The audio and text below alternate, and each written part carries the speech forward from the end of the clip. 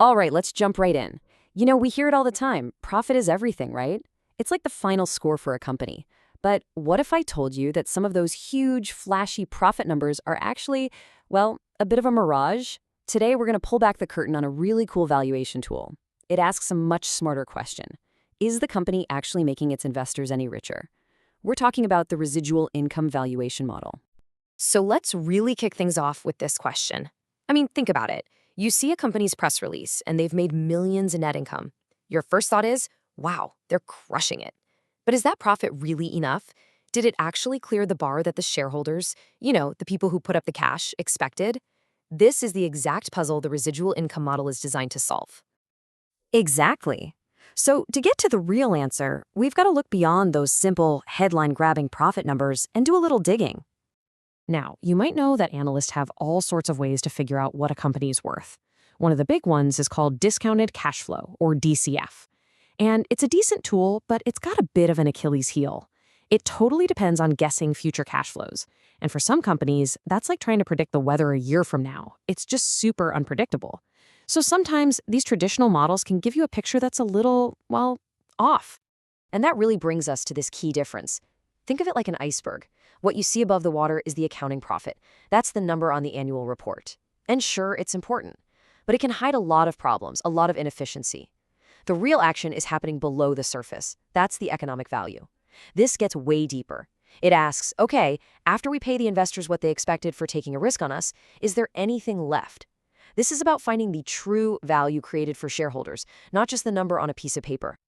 So how in the world do we measure that economic value? Well, this is where the hero of our story steps in. Let's get a really clear handle on what residual income actually is. Okay, so what is residual income? Let's break it down. Imagine you lend your friend money. You kind of expect to be paid back with a little extra, right? Well, investors are the same. They don't just hand over their cash for fun. They expect a return. It's like a fee for using their capital. That fee is the cost of equity capital. Residual income is just the profit that's left after the company has paid that fee. It's all the profit generated above that bare minimum. And here is the formula. It looks simple, and honestly, it is. You take the company's net income, the accounting profit we just talked about. Then you figure out this thing called the equity charge. All that is the total amount of money investors have put in, the equity capital, times the return they expect, the cost of equity. Subtract that charge from the net income, and whatever is left over, that's your residual income. Simple as that.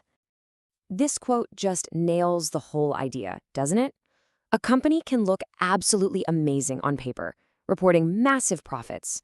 But if that profit isn't even enough to cover what it costs to get the capital in the first place, then, economically speaking, no real value was made for the owners. The business is basically just running in place.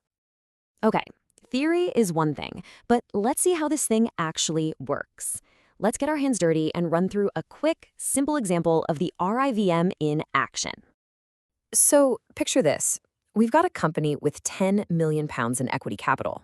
Its investors, for taking the risk, expect a 10% return.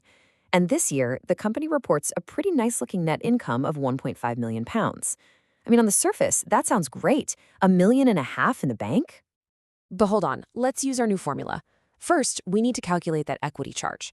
So we take the £10 million of equity capital multiplied by the 10% cost of equity, and that gives us £1 million. That's the hurdle. That's the minimum profit investors wanted to see. Okay, step 2. We take the actual net income, £1.5 million, and we subtract that £1 million equity charge. And what are we left with? £500,000. That is the residual income. That is the true, real economic value this company created for its shareholders this year. Not the $1.5 million they reported, but the $500,000 they earned on top of what everyone expected. That's the magic number. So you might be thinking, okay, cool calculation, but why does it matter so much? Well, this little model has some really big implications for how we think about business performance. What's so great about it is how it directly connects the numbers on a page to actual value. I mean, think about it. It helps you see if a company's managers are making smart choices. Are they investing in projects that actually earn more than they cost? Or are they just chasing growth for growth's sake? For managers, it encourages a whole new way of thinking. It's not just about hitting a profit number, it's about generating a return that's actually worth the investment. It really helps guide smarter decisions all around. Now, of course, no model is a crystal ball, and this one has its own ifs. Its accuracy really comes down to two big things. First, you need good, honest accounting data.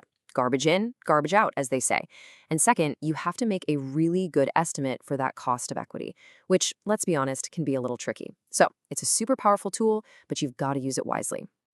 But when you boil it all down, the real power of this model is the mindset shift it represents. It hammers home the idea that true success isn't just about making a profit this quarter.